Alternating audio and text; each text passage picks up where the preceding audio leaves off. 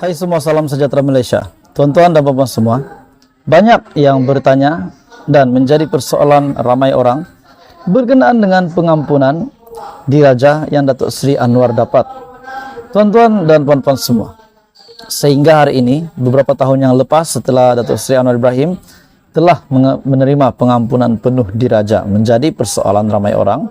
Adakah Datuk Seri Anwar Ibrahim, Perdana Menteri pada hari ini, yang sendiri menghubungi raja untuk meminta diampuni, ataupun Datuk Seri Anwar Ibrahim memang mendapat pengampunan tanpa beliau hubungi diraja pun? Hari ini saya akan kongsikan kepada Anda satu rahasia ataupun satu pendedahan mengejutkan. Tapi sebelum saya teruskan, saya memohon jasa baik dan kerjasama kamu untuk tekan butang subscribe supaya kamu tidak terlepas perkembangan terkini daripada channel ini. Anwar dedah tidak minta pengampunan diraja. Perdana Menteri Datuk Seri Anwar Ibrahim akhirnya menegaskan dan membuat satu kenyataan yang menjawab persoalan ramai orang. Beliau tidak pernah meminta ataupun memohon pengampunan diraja pada tahun 2018. Beliau yang juga ahli Parlimen Tambun menegaskan yang di Pertuan Agong ketika itu, Sultan Muhammad V, yang telah menghubungi beliau. Soal pengampunan itu penting. Yang mengambil inisiatif adalah yang di Pertuan Agong ketika itu yang menelepon saya semasa saya di rehab center, kata Datuk Seri Anwar Ibrahim, di mana yang di Pertuan Agong ketika itu yang menelepon Datuk Seri Anwar Ibrahim, dan pada ketika itu beliau berada di rehab center. Katanya, saya nak jelaskan yang saya sebutkan ini fakta. Yang di Pertuan Agong menelepon saya menyatakan, Anwar, saya akan berikan pengampunan penuh kerana saya ikuti perkembangan perbicaraan saudara. Saya petik frasa yang digunakan oleh yang di Pertuan Agong ketika itu ialah pelanggaran prinsip keadilan. Oleh demikian, saya yang di Pertuan Agong akan memberi pengampunan penuh sesegera mungkin, katanya pada sidang Dewan Rakyat. Jadi sebenarnya tuan-tuan dan puan-puan semua, Datuk Seri Anwar Ibrahim telah menerima pengampunan pengampunan diraja, dan telah menerima pengampunan sepenuhnya tanpa beliau sendiri menghubungi yang di Pertuan Agong. Bahkan beliau sendiri telah ditelepon, telah dihubungi, dan pada ketika itu beliau berada di rehab center. Jadi tuan-tuan dan puan-puan semua, berkenaan dengan pengampunan diraja, pengampunan penuh yang telah diterima Datuk Seri Anwar Ibrahim, sudah pasti masih banyak pihak di luar sana, suara-suara sumbang, suara-suara katak mungkin, tak tahulah. Tapi tuan-tuan dan puan-puan semua, saya lihat memang masih banyak yang mempertikaikan keabsahan Datuk Seri Anwar Ibrahim. Bahkan dikatakan ada majalah daripada Eropah yang mengatakan full blown homoseksual, kalau saya tak silap, full blown gay. Saya tak ingat, tetapi memang begitulah bunyinya, bahwa Perdana Menteri Malaysia ini dikatakan memang mempunyai satu pembawaan LGBT. Tetapi tuan-tuan dan puan-puan semua, kita sudah tahu kenapa masih nak pertikaikan bahwa Datuk Seri Anwar Ibrahim sudah menerima pengampunan penuh diraja, dan ini sangat baik. Datuk Seri Anwar Ibrahim sudah mula menunjukkan kehebatan beliau, bahkan telah menunjukkan kepimpinan beliau yang sangat hebat menjadi Perdana Menteri pada hari ini. Bahkan pada usul undi percaya pun beliau sudah menang. Jadi tuan-tuan dan puan-puan semua, apa komen Anda berita hari ini? Di mana pengampunan diraja inilah pendedahan terkini daripada Datuk Seri Anwar Ibrahim sendiri berkenaan dengan pengampunan yang beliau terima pada 2018, beberapa tahun yang lepas, di mana bukan beliau yang menghubungi yang di Pertuan Agong, bahkan beliau sendiri yang dihubungi, dan dikabarkan di dalam perbualan mereka beliau akan menerima pengampunan sesegera mungkin. Teruskan bersama di dalam channel ini untuk perkembangan politik di Malaysia.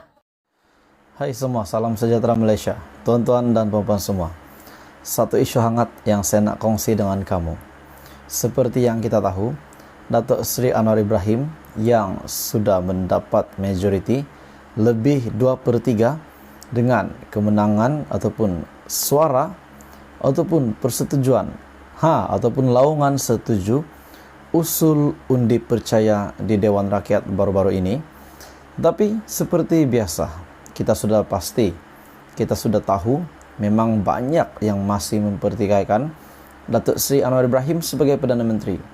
Manakan tidak, selepas saja Perdana Menteri telah mengangkat sumpah, pengerusi Perikatan Nasional yang sendiri meroyan, Muhyiddin Yassin, yang dilihat kecewa, sakit hati dan mungkin marah terhadap keputusan atau pelantikan Perdana Menteri hari ini, Anwar Ibrahim sebagai Perdana Menteri.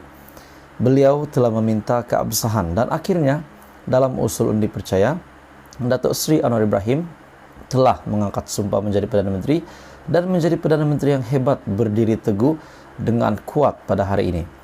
Satu kenyataan daripada Taqiyuddin sekali lagi yang mengejutkan dan saya ingin berkongsi dengan kamu semua. Tapi sebelum itu, saya meminta jasa baik kerjasama kamu untuk tekan butang subscribe supaya kamu tidak terlepas perkembangan daripada channel ini.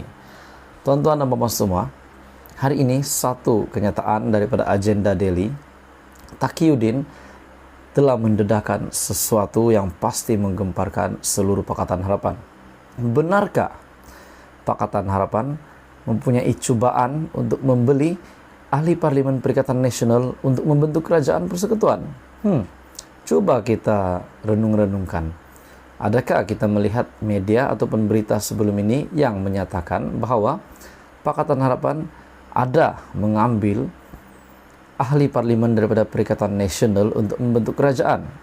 Setakat ini, jika Anda mempunyai komen ataupun setuju dengan kenyataan daripada Taqiyuddin yang berbunyi seperti ini. Taqiyuddin dedah cubaan Pakatan Harapan beli ahli parlimen Perikatan Nasional.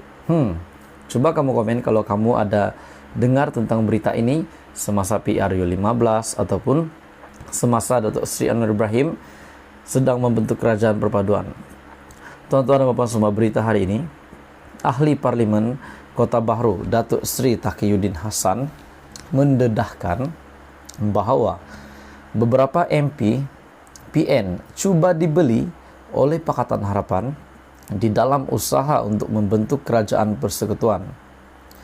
Pendedahan itu sekaligus mematahkan tuduhan timbalan Presiden PKR yang kini adalah Menteri Ekonomi, tidak lain dan tidak bukan Rafizi Ramli, bahawa PN juga cuba mencuri 10 MP Barisan Nasional untuk membentuk kerajaan. Taqiyuddin kata PH cuba membeli ke beberapa ahli parlimen daripada Perikatan Nasional. Tetapi pendedahan ini juga sekaligus menyatakan bahawa Perikatan Nasional mencuba, di mana PN juga mencuba untuk mencuri 10 MP Barisan Nasional untuk membentuk kerajaan, menurut Presiden PKR Rafizi Ramli. Cubaan membeli ini dilakukan Pakatan Harapan dengan menawarkan jawatan menteri kepada MP Perikatan Nasional, selain janji untuk membayar semua perbelanjaan ketika PRU ke-15 menurut agenda Delhi. Bukan saya yang cakap. Menurut agenda Delhi, saya ingin mendedahkan di sini bahwa pihak kami pernah ditawarkan beberapa jawatan kabinet untuk menyertai kerajaan di sebelah sana, kerajaan Pakatan Harapan. Daripada agenda Delhi mungkin kenyataan daripada Taqiyuddin Hassan. Juga jaminan kononnya nak bayar balik segala perbelanjaan semasa pilihan raya mereka. Bagaimanapun, Setiausaha Agung PAS itu, Taqiyuddin Hassan berkata, PN akhirnya tidak termakan dengan pujukan dan tawaran jawatan Menteri Kabinet. Tetapi, katanya, mereka tidak terima kerana mereka telah menjadi pembangkang dan mereka membawa mandat 4,7 juta pengundi popular yang mengundi Perikatan Nasional yang membawa kepada 74 kerusi di Parlimen. Taqiyuddin Hassan juga menyifatkan usul percaya terhadap Perdana Menteri hanya satu pertandingan sorak, sedangkan pelantikan telah diputuskan oleh Yang di-Pertuan Agong. Jadi kenapa nak pertikaikan yang melantikan Agong, tetapi setelah undi percaya dijalankan dan Anwar menang, kenapa masih nama pertikaikan? Jadi adakah pertikaian ini akan terus menerus? Adakah keabsahan Perdana Menteri hari ini masih akan menjadi bahan untuk dipertikaikan daripada Perikatan Nasional, daripada pemimpin-pemimpin Perikatan Nasional? Jadi tuan-tuan dan puan semua, apa komen Anda berita hari ini? Bila Taqiyuddin kata dedah beliau mendedahkan cubaan Pakatan Harapan untuk membeli ahli Parlimen Perikatan Nasional semasa PRU 15, dan dalam pada itu juga beliau sekaligus mendedahkan ataupun mematahkan tuduhan PKR di mana daripada Rafizi Ramli sebagai timbalan Presiden PKR yang juga mendakwa bahwa PN juga mencuri 10 MP Barisan Nasional untuk membentuk kerajaan. Jadi apa komen Anda? Teruskan bersama di dalam channel ini untuk perkembangan terkini politik di Malaysia.